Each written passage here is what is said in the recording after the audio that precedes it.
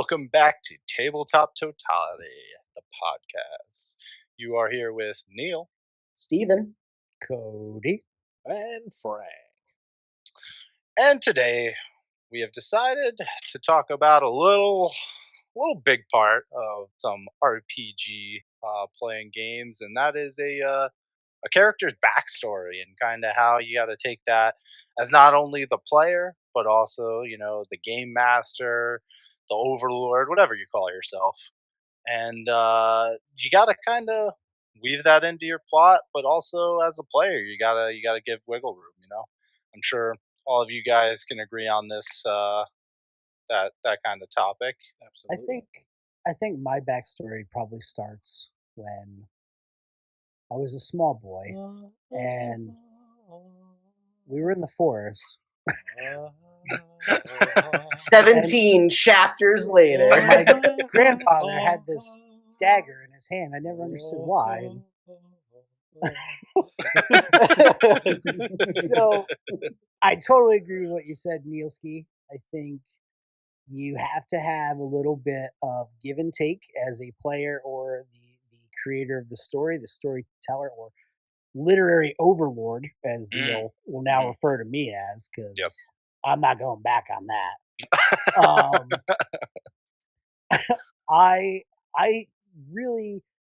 I've done both ways. There was a time where I played characters that I didn't really care too much about their backstory. The older I got, the more I read, the more well versed I became in stories and storytelling, the aspects of like what makes a hero or an anti-hero, and I started to care more about where these characters came from, or at least give an insight to their possible destiny even. And I've done it both ways, where I've gone overboard or I've done not enough.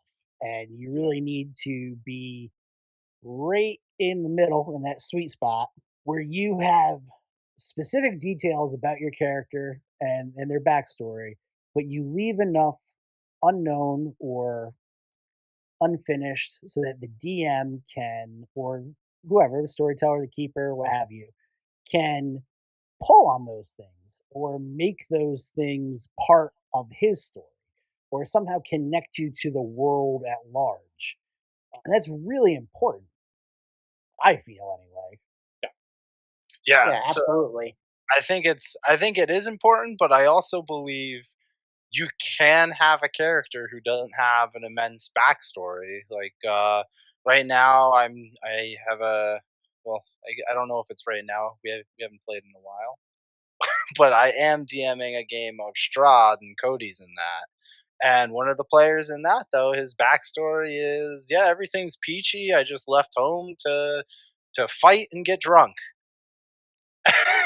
And honestly, sometimes a simplistic backstory like that is fine, and you can still plug and play that, because that person can still be like, oh, I see this pain, or now I have pain in my life.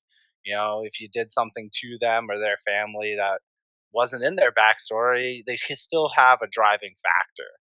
And I think that goes to the whole aspect. You don't have to write everything. You don't have to write every single reason why your character's out there fighting it, because a lot of it's going to happen when your character's on the road and you're playing him or her.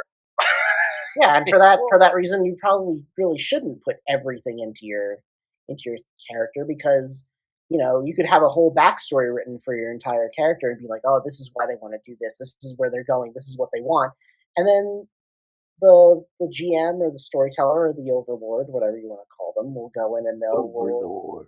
Yes, the overlord. They'll say, well, okay, we can come to that further down the line, but like for now, this is the story that I want to tell, kind of deal. And it may not weave into the backstory at all, or it may be something that they could come to further down the road. But it's like you have to kind of leave your character a little bit more open to improvisation, to sort of make them slide into the world a little bit.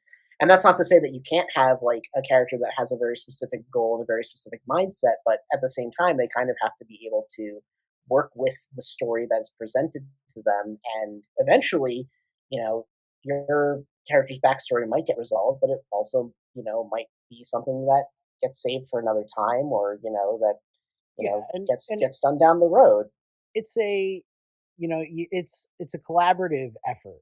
The Hmm. Oh, game 100%. itself is cooperative in nature, and there's supposed to be a collaboration between the storyteller and the players. And I feel that you should have that conversation if you're planning on having your character be the true king, like an Aragorn type figure, the rightful heir to a kingdom. That's something that should really be discussed with your game master, because you know that could totally derail their story or their plans. Like, that's a major thing.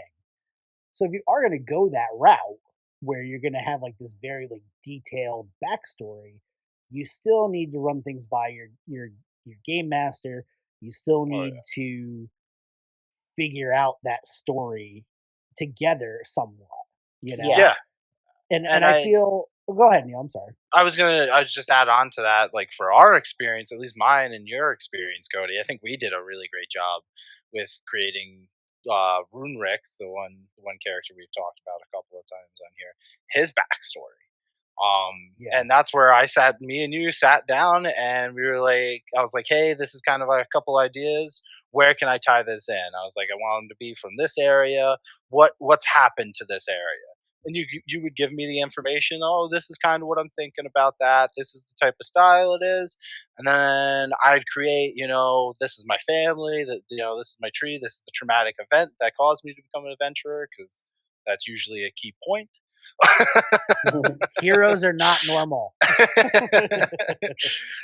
and uh, and you kind of work with that, because now I have built, unbeknownst to me, plot points in my story or motivation in my story that Cody doesn't even really need to try and grab for, because they're so woven together. And there's going to be also aspects that my character playing out is just going to be, Cody's going to look and say, wow, that's actually a really cool plot point that's now going to become part of my story.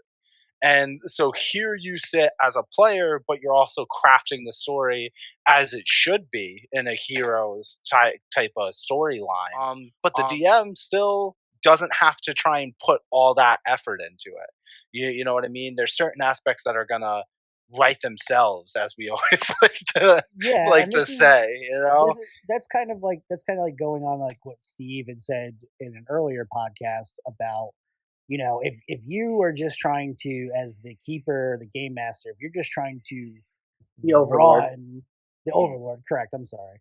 If yeah, you're just trying to run a story that you have made up in your head, you know how everything happens, you know every plot point, every twist, and you're just trying to force your players through that story, you should just write that story. You should just write that story. You shouldn't play that story. Like, if you have it all specifically figured out how everything's supposed to happen, that should just be a book or a short story. It shouldn't be a campaign. You are trying to make a world, a setting, and you come up with ideas for a story, and your players have to interact with that story, and they help you tell that story together. yeah, It's a total Hmm. collaborative effort. So yes, with Neil, like you were saying with Rimrick, you gave me enough detail that I was able to say, okay, this is this person, this is what he does, this is what he's like, you know, top 5 movies, yeah. does he Long like, walk on the beach. right, does he like K-pop? What's up? Yeah. You know, is he Does he down to wear clown? jorts? Does he wear Right, jorts? right. What's the mentality there? Business in the front, party in the back. I know this. But he also left enough things open ended so that I could sit there and really tie it into arcs that I was already kind of planning. And like Neil had said before, maybe I have a missing piece somewhere in my story where I'm not sure how to make a connection. And then a player comes up and says, hey, this is what I'm thinking for my character. And it's like, oh my God, lightning bolt. Perfect. Like it just a Yeah. perfect fit, you know? Yeah. Yeah. That sort of happened with my character in your campaign, where like my character came in much later in the campaign. They're fairly new to the party and everything, and the backstory for them came from discussing Some of the stuff from the party, I kind of wanted to create a character that was kind of went against the grain with a couple of the characters' personalities and things. And then you came to me, Cody, and you said, I know exactly where this character could come from. I know the exact place that this person could come from. Like, and I basically wrote a little bit of a backstory based on that. But you had given me like a huge like seed from your world to base that character off of, and that was really helpful for that as well. So that's another way that you can do it. Yeah, and it's fun to do that too for me anyway, because it's kind of like sometimes like I kind of picture my world like you know like the old like RPG games where like you only had like certain areas of the map explored, and like Mhm. Yeah, you could see like the shadowed out version of the map on your screen, but you like you Yeah, didn't know like what it was there. And yeah, like that's right. kind of like how I have it. Like I have ideas of what's going on in all these different places, or like what kind of a culture it might be, or a couple plot points. But it's fun to be like, oh wow, I can plug and play and really flesh this area out now. Where it was yeah, Mhm. something that I don't know that they would have gotten. I don't know if that group would have gotten that sort of a character or that sort of interaction, that at that time, if at all, Yeah, so it's fun to do that. With that being said, I think part of that's on the DM, like we said, don't be so story oriented that you're like, nope, doesn't fit my story. You can't play it. Gotta mhm, go, yeah, I don't think you should be that way. I think you should be willing to compromise a little bit, but as a absolutely. player, you also have to be willing to compromise. yeah. Mhm. You can't sit there and write up this huge thing where you're like, my level 1 ranger is the best hero in the land and he's already slayed 29 dragons and he saved the kingdom. It's like, no, It you're just level won't make 1, sense. It you have just 8, doesn't make sense, you right, know? you got 8 HP. Yeah. Yeah, Settle down, Frederick. Yeah, maybe you helped defend your village from a bandit attack, and you were in the militia that drove them off. Yeah. All right, easy level 1 type thing. And I feel like that's what a lot of people get caught up. I know when I was a first time player and I started getting to it, oh yeah, I'd try and make the most crazy, you know, awesome backstory for my character. And then the more and more I was playing, I was like, wait, this doesn't make sense. Like, how is my level 1 character done this, and that, and now I go to fight a goblin and Yeah, almost or a flying broom. or a flying yeah, broom can Yeah, broom food in a closet. closet, Don't you mess Yeah, know? around with a broom. yeah, especially if you're a level 1 wizard. Now, Yeah, That hurt.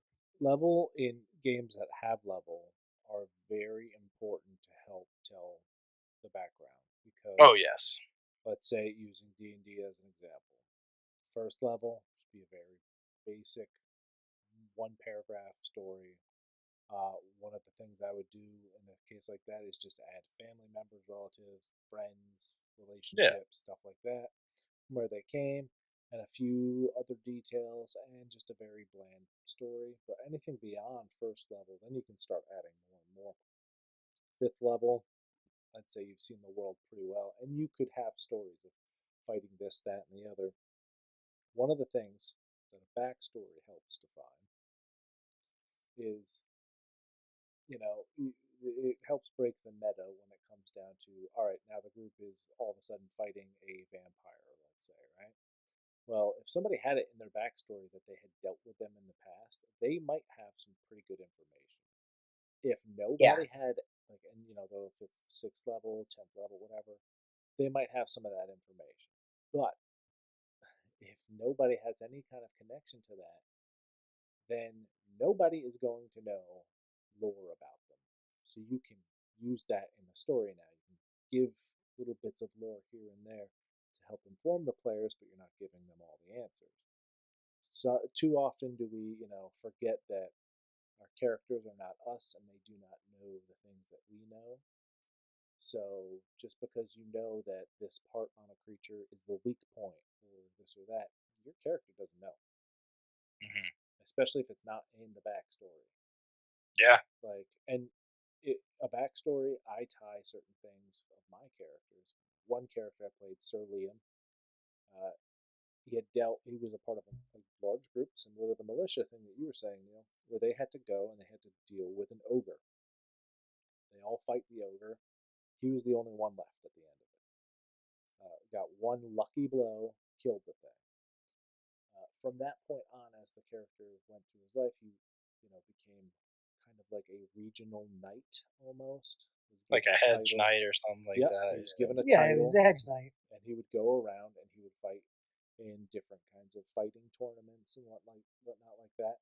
But he had always kept, once he had learned, like, okay, this is what an ogre is, this is the language it speaks, I'm going to learn the language. Even though I've Yeah. already slayed it, like, I have a connection to this thing now. This thing made me who I am, even though I got lucky.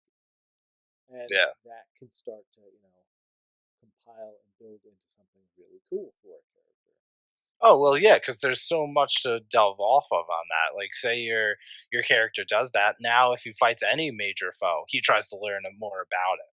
You know what I mean, and it gives that interesting aspect and that different aspect of an actual character, and not just you trying to play through that character. You know what I mean? Like it's that hard balance between what does my character know and why do they do what they do and what would I do if I was in that situation. Backstory And tells you everything you don't know about the people sitting at the table for that yeah, character.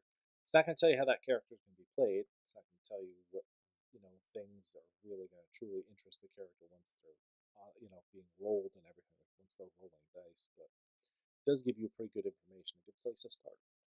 yeah, Well, even like you said, you're Sir Liam, your hedge knight, and I remember Liam had an aversion to magic. Yes. He did not like magic being used near or on him, even when it was helpful magic. When it was, Healing was not his thing. He just drank potions. He refused to let our cleric touch him. yeah, and that was something that was just like, this is from his backstory. This is just what he just doesn't trust it. He just doesn't trust the magic. He doesn't want any part of it. So that's, those are the kind of details that you're looking for.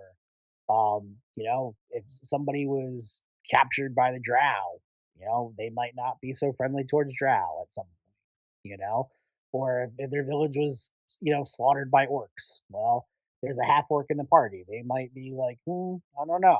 They might not trust them at first, you know. So those are things that you can kind of look at. But really, you know, I guess, we've been saying a lot of the same stuff. Is, you really want to build up, but you don't want to go overboard. Like, you want to get that sweet spot. I got a 16-page backstory on this character and everything that they've done. I'm not going to read it. Right, right. And, If you but hand me that, nope. I also feel like, and I've mentioned this, I believe, in our Warlock or in our Patreon. Yeah, one of the podcasts we did there. They're just so, we've done so many, and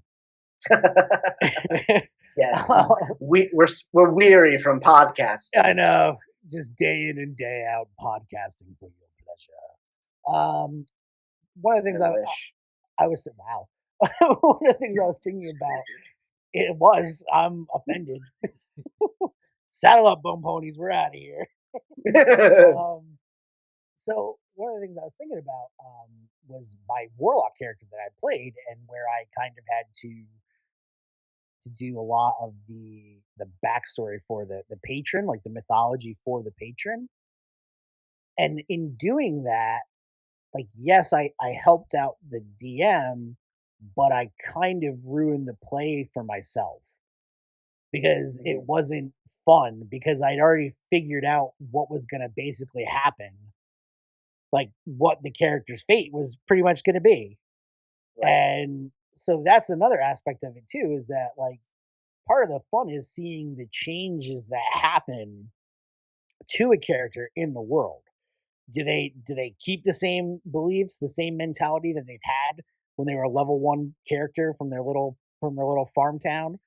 And now that they're level 10 and they've, helped slay a dragon and saved the kingdom, like, are they a different person? Yeah. I feel like if you go overboard in your detail and your backstory, if you set all of these parameters that you kind of limit yourself to improv, to enjoy the improv of the game and to kind of take things as Right. they come, you know? I feel like you kind of Yeah. like you paint yourself into a corner a little bit.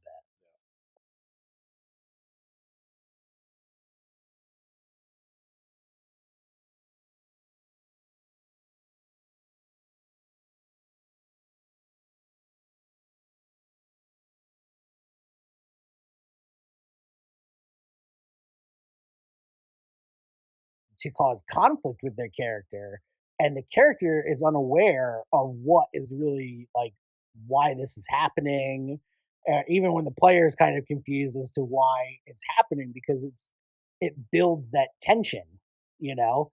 Mhm. For instance, we have a player, our friend Chris. He's got a character, and his past is kind of catching up to him, and it got to the point where it was affecting the actual lives of his party members.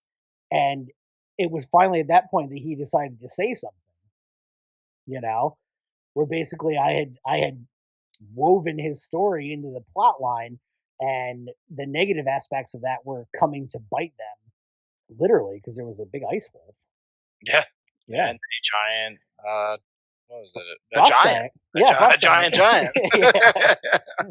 Um, but that was fun because we had discussed something about his backstory, and I kind of narrowed in on it, and I've been building it up, and now it's this thing where like his character is still so worried about what's going on in the world and the events that are taking place currently, but he still knows that at some point he has to deal with this inevitable, skeleton in his closet, basically. I also, when you're building your backstories, or your players are building their backstories, I should say, and they present them to you, depending on the style of campaign you're doing or whatever game that you're doing, it may not be a bad idea to give them some kind of boon or some kind of an item or something that relates to it to help them. Uh, Even if it's not, like like they can cast magic missile once a day or whatever. It doesn't have to be anything crazy like that. But it could be something simple like, I if I meet a specific type of creature that is from this land, we all know the same, like, introduction, the way of introducing, even if we don't speak the same language, and we can tell who's friend and who's foe by that. Hmm. Or let's say, your character has this very complicated background and they make things for a living. So they make like mechanical this, that, or the other. They might have a mechanical fish inside of an orb full of water and it kind of swims around. I think that's like a trinket Yeah. in that you can get. So I had rolled that randomly, and it actually worked with my character's backstory. So it was a part of the backstory and how they came Yeah. about, how they made it, and that it's just one of those things that reminds them of their past and keeps them involved. And involving trinkets in your backstory too is a fun thing. Like I've done that with every character in Dungeons and Dragons Fifth Edition that I've ever made Yeah. from the first time I played it. I incorporate that into the background because it adds something. You're rolling up your behaviors and all these things. Incorporating that into your backstory also helps too, and really helps tell somebody who their character is as they're creating them. And then, sometimes until those dice actually hit the table and you're playing it, you really don't even know who that character is. You may have a really fleshed out backstory. You may know everything about the character, but you may not know certain things, who that character is, until you start playing. And Yeah. it took me like 2 campaigns to figure out who this one character was. And when I realized what they were and what their goals and all these different things were, he was a little bit naive. This is the Liam character. He's naive. He was kind of dumb, but as I was playing him, like, he had a very big noble side to him, but he didn't know enough about being a knight and all of these other things yet, so he was still learning as he goes. And then that kind of informed the group, like, oh, he's not like this high up knight. He's just got some jackass hanging out with us. Yeah, yeah. Liam was very much the the folk hero hedge knight, and he wasn't like a landed noble, like a knight with an estate and a farm and servants and things like that. So he had respect and he had station, but he wasn't a like a blooded in noble, Right. And when he got out into the world, he started seeing that, things were different outside of his, they were different outside of his village, outside of the realm of his noble that he swore an oath to. And he encountered things that, he had a loyalty to, there's a civil war going on at the time, and he had a loyalty to a certain side. And some of the very first interactions he had were his own countrymen basically treating him awfully. And he had to kind of, he had to grasp that as a, Frank did a great job as that character being like, not just having blind loyalty, where he was like, wow, like, I'm still loyal to my noble lord, but some of these soldiers I'm running into are assholes, like, Yeah. and like not everything we're doing is right, And you then know. he clashed with another character that was very sympathetic towards the other side. The two of them had almost gotten to an actual brawl a few times, and then they became best friends. And he Yes, and they that did. NPC like were tight. Yes, they were very tight. But yeah, like bringing up like the trinket system that D&D introduced, like that actually is a really cool idea that they brought into fifth edition. I don't know if it was in fourth. It definitely wasn't in third. I don't think. If it was kind of buried. But the fact that it's like a main thing in fifth edition is really interesting. And the way that it works is there's just a table of 100 random items, and you just roll a D100, and that's the trinket that you have. And the idea is that you work that trinket into your backstory, and it's you can do that any number of ways. Like if there's like a trinket that's like the badge of a soul, like a pin from like a soul, like a pin from a soldier that shows their rank or something like that. It could be that you were like a kid out in the farm that found that on the ground one day and kept it because you thought it was cool. Or it could be that you were protected by a soldier, and when your town was attacked by goblins, and the soldier was like kind of injured or whatever, and he gave it to you because he thought he wasn't going to make it.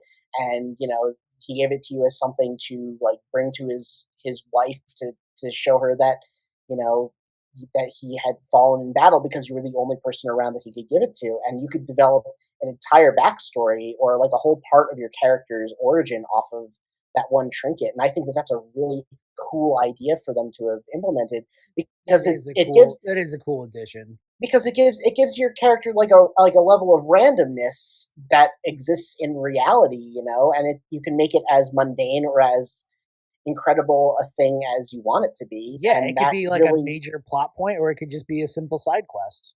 yeah, Be, and it could be even just trophies that you've gotten from combat. Like as you're playing the game, like you roll a crit, like you take down this enemy with this crit, and then all of a sudden, like, oh, there's this severed hand from this creature that you took. Oh, there you go. And then yeah, you and could create your whole backstory off of that. Like, oh, I got a yeah, hand from or that thing. or even if you have a character with a fully written up backstory and then you roll this trinket, you have to implement that trinket into your backstory somehow, and you can make it, like I said, you can make it as mundane as you want, or it could be a major thing that happened to your character that you can add into the story, which would completely change all of the events going forward if it was impactful enough, and that could completely change your character's backstory. And that's something that I think is really cool about the No, that trinket is system. cool. And I think that it should be implemented into more games, honestly, because I think that that's really awesome. I forget which character I have. I think it might actually have been Sir Liam, to be honest with you, who had a glass eye. That was Liam. And Liam had the glass eye. anytime he would get nervous or something, he would have it in his hand and he would just be like rolling it around in his hand. And I didn't really, you know, talk too much to the group about it, but I would always pull it out. He would just be fidgeting with it when he was like really nervous or something big was about to happen. Nobody ever asked him about it or anything, but he was clearly a glass eye that he's rolling around. No, Obviously, that the was game master cool. knew, but Yeah, that was cool because it was like you were like adding a little bit to the character's psychology. That Mhm. that was like his worry stone. you know? Yeah. Yeah. Or like if you have a character that like impulsively smokes when they're angry, you know, like there's all sorts of different things you can do to kind of like they can be like Steve was saying, they can be mundane things, not just trinkets, but even habits or you know, we have a character in our group now who loves to run off and go on like 3-day benders, Binge. Yeah. and like sometimes it's helpful and sometimes it's not. One of the things that I liked, I always enjoyed this, was from there was a Lord of the Rings role playing game. It was a D6 system. It was so much fun. It was very easy to play, and you were able to take a certain amount of feats, which were obviously they were benefits to your character. They weren't like they weren't so much like the D&D feats, but they would be like, oh, like you're pretty good at navigating, like you don't get lost. They were like more abstract, I'd say, than like third or 3.5 was, where it was like, oh, I'm just gonna have the ability to cleave through 100 enemies. Yeah, great. But Yeah. to counteract that, they also had flaws. And if you took a flaw, you also got, or I think if you took 2 flaws, you got to get another feat. Mhm. And that was like a really cool way. And I've always kind of thought of that when I make a character where I'm like, they kind of have that in fifth edition where they have like the backstory, like you have like your backstory, they have your bond, your ideal, and then like you have like your one flaw or whatever. But I've always tried to keep that in mind when I make characters, like even NPCs or even just characters in the stories I write. I'm like, okay, like this is the good aspect of the character. He's going to be the hero. He's kind. He's brave. Whatever. But he's got to have something. Like I find characters that are like super perfect to be so boring. Yeah. Yeah. Like I would so much rather have Batman than Superman. Mhm. You know what I mean? Because Yeah. like Batman has like I just feel like he's just got more. I guess I kind of enjoy like the more anti-hero. I Yeah. like that. I like that conflicted character type. So that's something that I would suggest when you're coming up with your character, like for your backstory. Also think about some of the things like, hey, yeah, he's a good guy, but if you leave your change on the table, he's going to steal it. Right. Or if he's good with this stuff, but he constantly wanders off, or he gets into trouble and instigates things, or Yeah. Here's a funny thing actually you just reminded me of by saying all that is Neil's brother Robert and I were playing a game and you were DMing, Cody, and we were both, our whole thing was we were thieves, right? So my guy, his big things were about, he's sharing the loot, all of, it's all about the team to him. Whereas the other character being played was, he's going to try and get one over whenever he can all the time. He likes to keep stuff, likes to hide stuff. And that created a lot of interesting stuff. Sorry to derail you there. But no, and it did, because you would be like, oh, well, what'd you find? And he'd be like, oh, this was all I found. Yeah. And you're like, oh, really? Oh, really? But you both had high charisma, because like he was a paladin, or he was like a blackguard or anti-paladin, and you were a bard. Yeah. And so you both had high charisma, and so you'd be like, I don't believe you. And he'd be like, but you do. Yeah. And then like he'd show up with like some random, like I think like I had like an NPC that met you guys, and he like gave him like some big gold necklace, and your character was like, "What the hell? Like where'd that come from?" Mhm. Yeah. Yeah. I mean, there's a lot of that, and that's like a cool aspect to always look into, is kind of that. Like, oh, here's my backstory. Here's this person's backstory. Let's kind of make a story all together. Yeah. Like, And if Yeah, they and can sort bounce of off each other well, it works. yeah. yeah. And sort of to piggyback off of what Cody was saying about like perfect characters not being interesting, it also kind of hurts the role play, because if you make a character who is just the best at everything, they come from all this money and they have all this amazing skill and they're so great at everything, and then they get out into the world and they're level 1 and they start failing all their roles and they have no money, to buy anything. All of a sudden it's like, well, what happened? Like, what happened to my character? Why is my character so shitty and weak? And it's like, they shouldn't be. My backstory says that they shouldn't be. And it's like, well, you're level 1. you're gonna be shitty and weak. Like, so it kind of hurts if you make a character up that you're like, this character's the best at everything. It's like, yeah, and they're also like, super low level. How did that happen? I wonder. So Yeah. that's I another feel thing to like take into account. that's that comes down to the discussions between the story, who's ever running the game, and then the players of the game, because you know we were planning on doing a multi-class adventure here. We wanted to stream it, and we're doing, I think, level 10 characters. Yeah. Yeah. So those level 10 characters, I mean, really, I think by the time you're level 5, you're kind of a somewhat of a hero, and by the time you're level 10, like, people know about you. Yeah. Like, you have Mhm. some renown and you can have followers and things like that. So by the time you're level 10, like, yeah, you should have a little bit more of a beefy backstory. Like, maybe throw in a couple key events, like Sir Liam killing the ogre, you know? Have Mhm. something that defines your character, like for their start, and then have maybe a couple things where, they're famous or infamous for something. But that's all higher level stuff. When you're on the bare, like, the ground floor, level one, like Steve's saying, you're level one, but that really just means that you're just slightly better than a Yeah. commoner. Yeah, You can Like, you're also not. basically.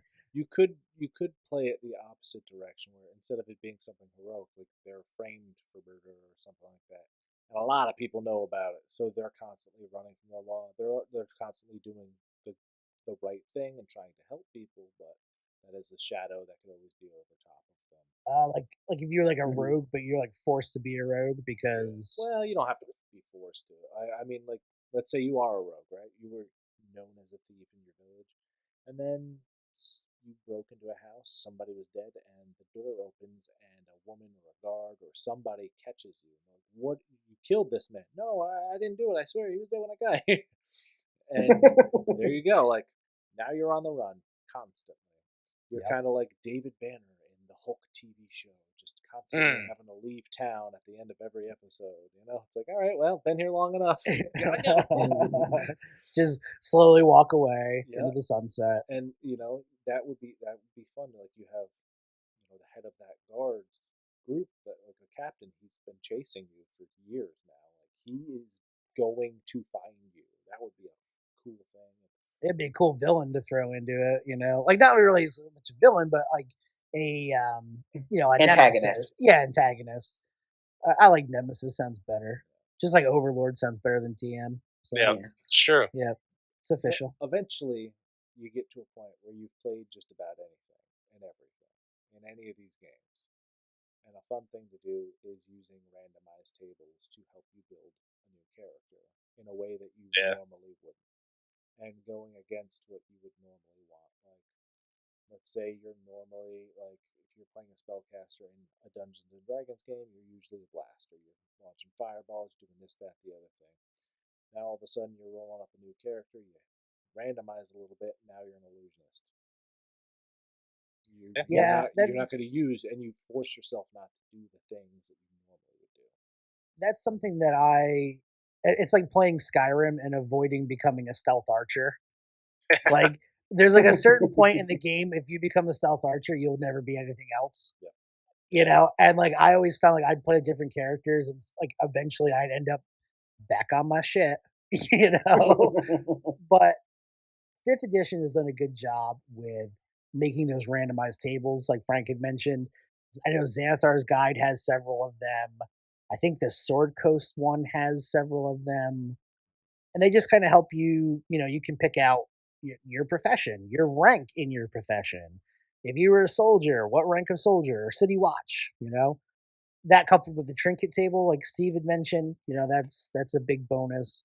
I believe the most recent edition of Call of Cthulhu also has the randomized tables to help with your backstory. I think that's been Um, around for a while, though. I don't uh, remember if it was in the sixth Once you read one Necronomicon, they all just kind of one. blur. Blend together. Yeah. And to even top that off, like, you can find charts anywhere. I'm sure we'll come up with a few in the future. Charts. Charts. We should totally make some charts. Yeah. Yes, Just absolutely. random stuff to throw Steve, together. write that down. Charts. Charts. Just be Got it. careful before you chart your pants. Yeah, no charting allowed. No charting your pants allowed. Don't swim in the water where there's chum swimming around because you'll attract some charts. Oh, You wow. got it. You said it. Wow. The joke You is said it. Well, landed his yeah. pillow. Yep, exactly. He just garroted the joke. It's still twitching. Good job. I do my best. Yeah, good job, Steve. He's efficient, just not clean. There you go. Deep dish. Love you, Yeah, Steve. hard to- deep dish. It's hard to be clean in this business. Dirty jobs done dirt cheap. Yep. Yeah. Sued. Yeah, exactly. ACDC's like, we've had enough of you, Farrell. We've got you now. Yeah, we've got you now. So I guess that really I think we've kind of touched on a lot of things that you can do for your backstory. Get crazy. Yeah, I mean, Not too yeah, crazy. get crazy, but just not too crazy. Yeah. Well, level 1 has not fought a vampire, has not fought the Tarrasque, hasn't taken down a dragon. I know what you're talking about. I've Your taken level down 1 everything at level 1. Your level 1 could have been you could have, escaped from a vampire's castle or had their family taken away, you know. You can tie things into it, but you just have to realize that if you're starting out as the game is meant to be played at level 1, you have development ahead of you. And so for you to come to the table with every possible aspect figured out, you're not only just going to hurt the game and the story of the game, but you're also not going to have fun yourself. I think you are purposely, like, you're basically removing opportunities for role play from yourself by doing that. I played one character, Thorn Oscar Yggdrasil. He was a druid, and during the game, his backstory was very much he was from this large village that was mostly druids, and they taught him everything he knew. And he went out into the world, and he was a part of this group that was going to bring order to this great evil that was coming. And as we were moving through, we end up in his village. But when we get to the village, everybody he knew was dead. There's a huge battle that had occurred beforehand, and there's just bodies everywhere. And the character was meant to, he was a support character. He was helping out the group all the time. Wasn't so much up front in the battles. And unfortunately, the way that things were explained and the way things had went down, the character lost his mind, burying his friends and family and everybody that he ever knew. And unfortunately, that led to his untimely death later on. And also a few things that I caught the DM off guard with, because he didn't expect me to just beeline it and just try and find who did this. And I almost took him down by myself. And then I got knocked unconscious. That was crazy. The party came and they took out the big bad, which was like, we took out the big bad before the battle even had occurred, which was wild. Never put all your eggs in one basket. That's something you need to remember. But then later on in the battle, like, he was fighting left and right, and at one point it just became very clear to me that the character I can never play him the way he was supposed to be played. Because this had happened, and it happened very early on in the campaign. It was like 3-4 months in, and I was just like, unfortunately, we have to bring him to an end. And he did die in glorious battle. But sometimes, don't be afraid of that stuff. Like, your backstory, sometimes the DM or the GM or the keeper, whatever, storyteller, Overlord, they see this thing happening. Like, they have this thing that's happening, and they try and bring it into your story, and you may end up having to kill your favorite character. It may be just a part of what has to happen. And don't shy from that. Go into that dark slumber. Just go. Just embrace the void. Embrace the void, exactly. Just give up hope. Yeah. So one of the things that this calls to mind, it calls to mind like, yes, you did. You sacrificed that character, and it was totally fitting of the story. It was like his given his background, given the story, and given what had happened with the loss of his people and his family, it made total sense for that character to be like, I'm going out. Like, I'm going to give everything I have here to try to get revenge or stop this evil from happening. And yeah, what But happens after that? I What didn't happens after that play point? him like that. He was like, "Oh, I'm suicidal now. Like I'm gonna go out with a bang." Like no, he No, was literally no. trying to survive, and that made it. Everybody that was watching was seeing me fight to the bitter end with everything, and just still just clawing away. And then that final battle, like they took him out. They took him Yeah, Yeah. out. and I feel like that's something too is that we've been talking a lot about you're talking about your backstory for your character and the origins and leaving plot points for the DM and for yourself, but it's also important to think of like I think that's part of why we're saying don't overdevelop because like in Frank's case, something happened in the world that affected his character so much that he was like, yeah, it's time for this character to go. And Mhm. it wasn't like a bad thing. I mean, it was and certainly for the party and for the players at the table. I was one of the players at the table. It was a super memorable moment because it mattered. It Yeah. mattered that that character went down the way he did and what had happened, and it kind of bolstered the group to be like, he kind of was like a martyr for the party for the rest of Yeah. the game because we were able to say we're doing this for Thorn or remember what happened to Thorn, you know? Yeah, they that seriously, the people that were playing every time something bad was happening, and it just seemed dark and dreary.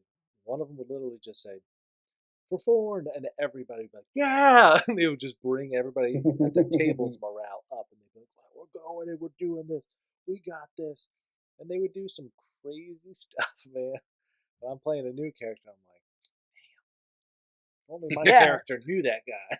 I think that was when you guys had infiltrated the temple of cultists. I think that was the rally cry. It was like for Thorn, and then everybody dropped their disguise and started Yeah, slamming cultists. yeah, Like it yeah, was just crazy. taking people out left and right, and that became, like you're saying, it was a huge thing for that campaign for the players that were there. Like, do not don't think that your character has to live to the end, even if they do have some major thing to play, or you want them to do this thing, and it's like, oh man, he's never gonna get a chance. You're gonna play a game again. Like you can always bring him back in a different world. It does not matter. Yeah. Let it I go. think it's one of those things like we always say not to like this whole time we've been saying don't write everything in your backstory, and that's because your backstory is going to be continued as you play your character. Yeah. Exactly. I think kind of we were all touching on the same point is that if you write everything out, you flesh everything out like that, you are not leaving yourself opportunities in the future. You're not leaving yourself chances to develop that character and You to should have just wrote grow. a short story about the character. Exactly. You should have Yeah. just wrote a That's book what at you that just did. point. Yep. That's what you just did. Here's And another thing.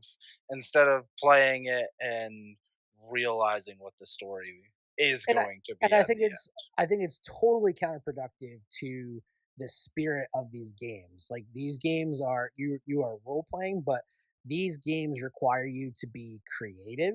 They Mhm. require you to think on your feet, to be able to problem solve.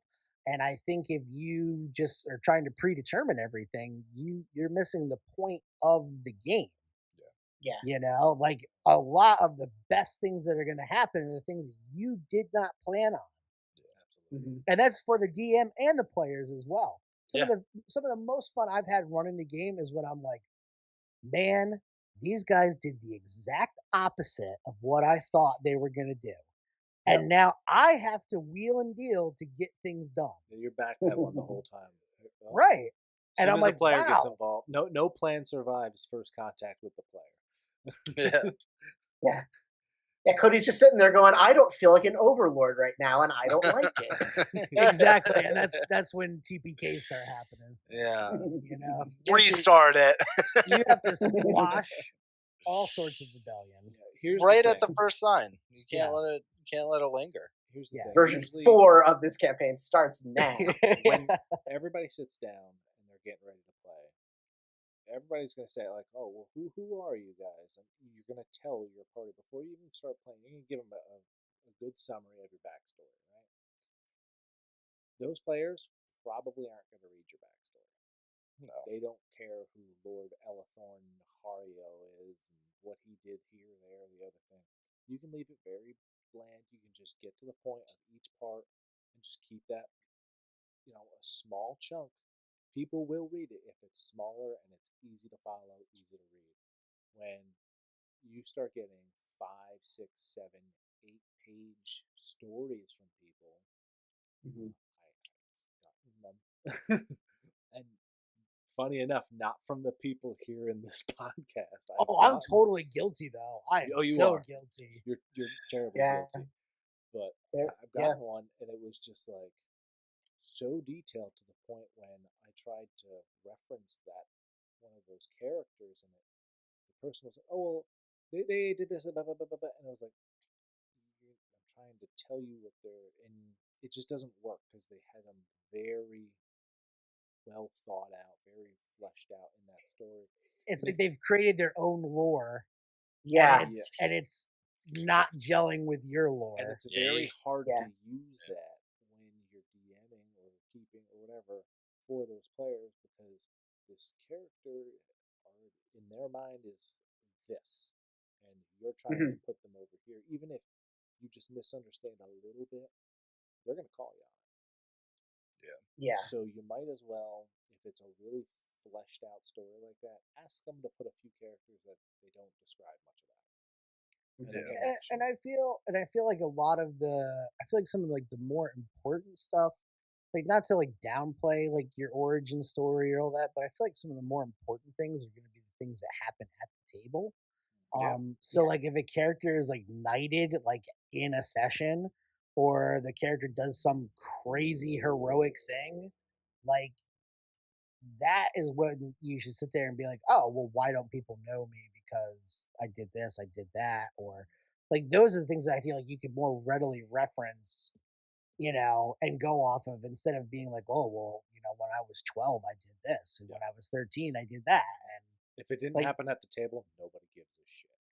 no, and it can lend to the story, but I feel like if you just go to town on it, it's like, come on, like, Yeah. like we're saying, like at that point, you should just write a story. Yeah. Mhm. You know, And you have to be willing to.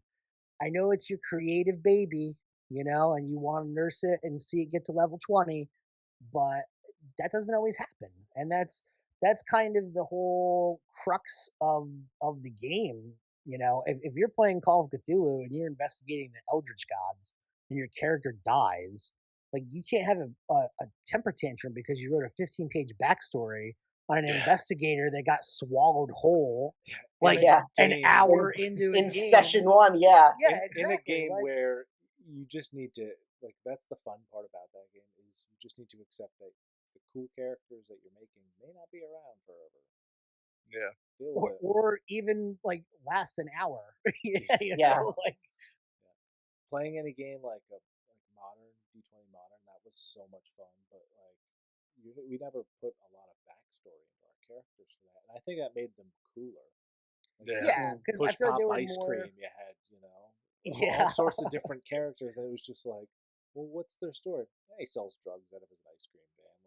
Like yeah, that's what he does. he doesn't actually have any ice cream in there. Like, Yeah. Yeah. Well, who's Sweetleaf? Well, he's a cop, but he's a crooked cop. yeah. Yeah. Like, but we just, I feel like that in D20 Modern, it was kind of cool because you were looking more so at like the archetype of the character, where it was like you were a fast character, a strong character. It wasn't so much like class features. I think it was more or less just like, yep, my guy hits things. Nope, my guy shoots things. Yeah. Yeah. You And know? and the backstory might not even come up. I'm thinking about the most recent thing that we did with all together was we recorded that weird one shot where we were all cops.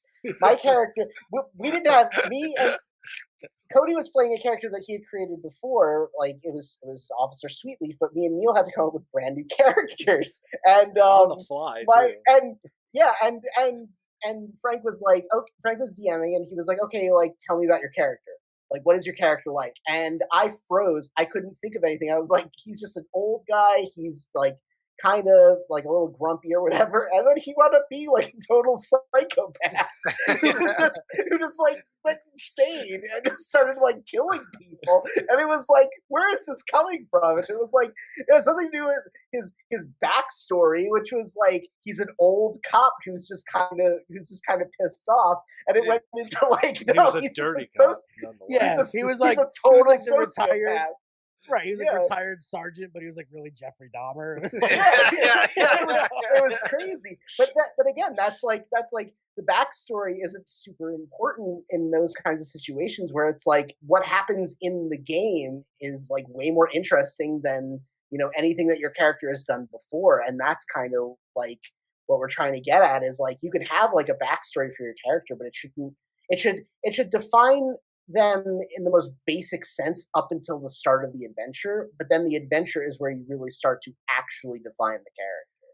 yes, and I agree with that, and I also treat my lore like the same way. Well, I give me don't the sit law. there. I don't sit there and I like when you show up to a place. I'm not like, well, it was formed when the glaciers met the volcanic. Like I don't sit there and go through the whole thing.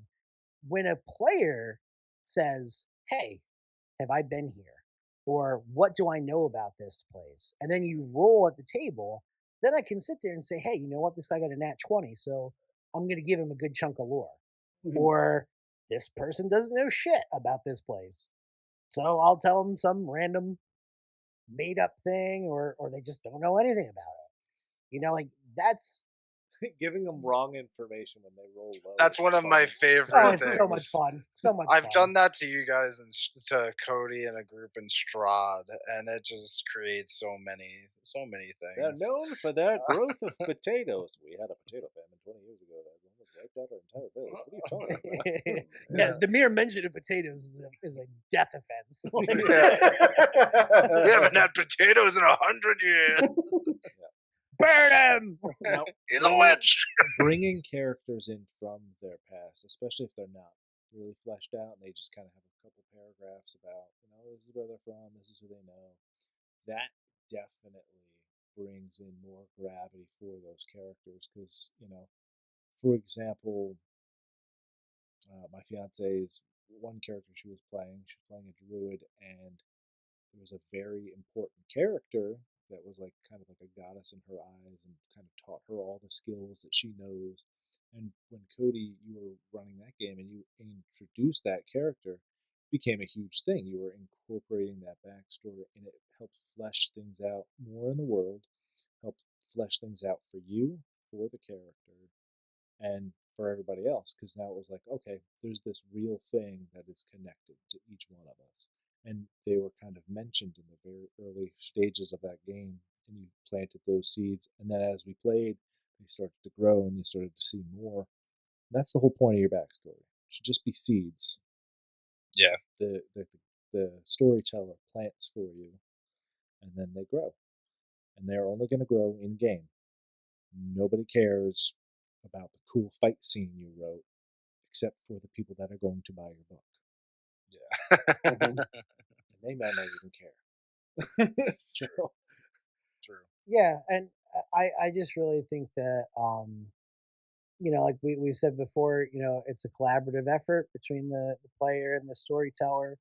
I feel like if Overlord, I feel like if you kind of swap ideas before you play, you're just going to be so much better off because you're going to have things in place. The immersion is beyond real when you do that. I feel Yeah, like. and it's also cool. Like you don't have to, like to give a recent example. Our friend Chris, he's playing a character who's like 300-400 years old. He's a wood elf. He left his life behind. He had a city life, and he joined a monastery in his late life, and he's now a monk. Um, and he managed to get back to the city where he was from, where his family was from, and he went around asking about his family members and about the business that they owned. But about 150 years had passed, and so people had said, "Oh, well, yeah, they sold that shop, and I don't know, I think they live up in the more wealthy district." And then he talked to somebody else, and they're like, "Oh, well, we haven't seen any of them in a long time." And it just giving that unknown also helps develop. Like I didn't have to have everything figured out for his family members. Just presenting that unknown to him made it, it was a temptation. I was trying to see if he was going to say, "Well, I'm going to go off on my own. I'm going to try to see if my family's still alive," or like you don't have to. I guess you just don't have to give everything out all at once. You don't have to. You want to have a little bit of tension. You want to have a little bit of conflict because that's what breeds the story. Yeah. So Mhm. that's another thing. Like if you're gonna make your backstory, like I really don't think it's gonna be interesting if you just create this like super utopian idyllic life for your character. Um, because why would that character leave? Why would they go? Yeah. You know, if you Another created a situation where they're like their life was perfect up until the That orcs invaded, catalyst or whatever. Yeah. right? Like that's a different story. But like I think that's the difference, and a lot of people just kind of create backstories without that in mind, and I think it's 100% what we all agree. Mhm. Talk to Yeah. talk to your overlord. Be like, hey, this is kind of the character I want to play. Does it work? Supplicate Does it? yourself before your overlord. Yeah. Beg for Beg for mercy. forgiveness. Yeah. I want to create a character that you'll like, so you don't want to kill it. too bad. Yeah. You should just ask your DM to just make your character for you. Yeah. Right. That's it. You know? Oh my This is god. a great backstory. Here you go. Here you go, It says man. my character's already dead. Yeah, it's great, isn't it? I don't have to kill you. Yeah. But I think all in all, that communication between player and storyteller is really what it boils down to. Right. Um, Be It's good to each crucial. other, Yeah, yeah, really Yeah. get out there and love each other with your imagination. yeah, Yeah. Mm. And touching back on something that Cody had brought up, like motivation is actually a really good thing for your NPC to have, or for your player character to have. We were just talking about NPCs. Wrong So I said, podcast, man. I'm Heck, sorry. get with the episode. Yeah, I'm jeez. sorry, but anyway, We record these but all on separate days in Yes. separate locations. yes, Never the same completely. place. It's Never all the we same do. day. Yeah. But yeah, like motivation can also be like a really important like motive a motivator for your character. Like Broken Steve. for your yeah, character. exactly. There you go. There you go. So, but like people like we were saying, characters, like they shouldn't have like perfect ideal lives, but they could have ideal lives, but there could be something that motivates them to Yeah. want to leave that life and go out. I have a barbarian character, and they come from a very supportive, loving tribe of other barbarians who just want to fight and everything, and they just happen to be the strongest, most powerful barbarian in their tribe. And despite the fact that they come from a very good home life and they have everything that they could ever want, they left because they want to fight something stronger than what is presented to them by their tribe, and that's their motivation. That's the reason why they're out in the world, is because they want a challenge and they weren't Yeah. finding it where they were, so they decided that they were going to leave and go find it. And so that's kind of the way that I hook that character into other campaigns, is they show up in a place where they're promised a challenge, and that's kind of Yeah, the and whole that's idea behind them. Yeah. that's cool because it's like a singular motivation, but it's broad enough that it doesn't like it's not a one and done thing. Exactly. And that's something that we were talking about actually before we were podcasting in intermission, just Mhm. behind the scenes, not for everybody, just for Yeah. some of us, for the special bone ponies. Yeah. the bone unicorns, the bone- bone The unicorns. Bonicorns. Bone Yeah. Pony. This is Yeah. Bone Pony Deluxe content. Yeah, you got to be a thoroughbred bone pony to be in this. Yeah. Anyway, so one of the things you were saying about, like, we were saying that if a character is basically a one-trick pony, the character has One only trick bone pony. Well, I don't know. Bone Not ponies have everybody's lot a of bone tricks. pony, right? They're Sometimes all you're just a clickety pony. clacking. That's Yeah. right. It's a bone mule. You can there you go. I mean, you can only become a bone pony when you die. Right. Yeah. Right. That's fair. We should all hope to be so lucky. Anyway, the point I'm trying to make is that we bone ponies. This is crazy. It's the bed you made. Now you lay in it. I know. I made this mess, and now I'm dealing with it. Yeah. I lit the bridge on fire before I crossed it. You mounted the bone pony, and now you got to ride it. Yep. You can lead a bone pony to water, but you can't make it drink. Well, it's because it's got no tongue, because it's a bone pony. Yeah, but if it's a magical bone pony, wouldn't it be able to talk anyway? Well, I didn't say it needed it couldn't talk. I just said it had no tongue. You said it was magical. It's a bone pony. And Wow. You're a sad Important- man. Important topics for this, But anyway, specific episode of this podcast. I'm gonna delete all of that. Anyway. Yeah. damn I don't know overlords. where I was going. Now I'm all angry because Frank doesn't think bone ponies are magical. Anyway, You think that in if their hearts. you think that bone ponies are magical, then you might be a redneck. You just let us know. What? Get on your social media All platforms. right. Let's rein this fucking thing. Let's rein this bone pony in. Yeah, I'm pulling the reins on this bad boy. Yeah.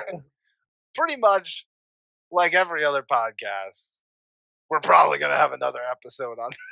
We're gonna have another episode. We could talk for many more minutes. Yes, many more minutes. To 5, 10, 20. Who knows? many- 60. Many minutes in hour. Let's Yeah. all right. So to round it out, just make sure you have fun, everybody. Yeah, That's the point. Yeah. If you're not sitting down at a table trying to have fun with each other, why are you there? Yeah. Well, That's it. I think it's time for us to bring the old bone ponies back to the ranch and take the saddles off them, brush them down, feed and water them. You don't brush. Stable. You don't brush a bone pony. I brush my bone pony. That's why yours is filthy, Yeah. Yeah. Oh, whoa. Yeah. Dirty little. That's why they call you Dirty Little Bone Pony Neil. I don't know if anybody calls me that. Oh, everyone calls you that, Neil. Yeah. Just Everyone. not to your face. Yeah. Oh, all right. Like All in all right, of our that makes sense. in all of our executive emails, we're always like, "Ew, Dirt Pony's gonna be Yeah, there." Dirt Pony. Watch out for Dirt Pony. Yeah, joke's on you. Joke's on you. Frank has blind copied me on every single one of those. Well, you should have known. Your sudden and inevitable betrayal. Yeah. But anyway, folks. Make a background story. Check it Yeah. out. Flesh it out, man. But just don't flesh it out too much. Yeah. Sweet spot. Motivation's Well, important. folks, that wraps it up for Tabletop Totality. Yep, this is your Supreme Overlord signing off. Yeah, all the overlords out there, have fun, and you bone ponies, make some good backstories. And tell some good tales.